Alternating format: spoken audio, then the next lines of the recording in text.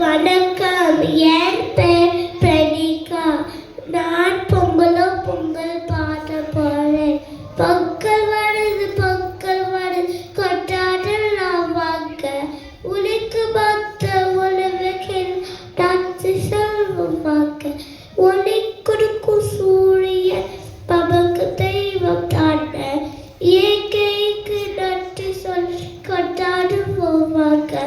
இதுக்கு நல்ல பொங்கல் சாப்பிடலாம் வாங்க.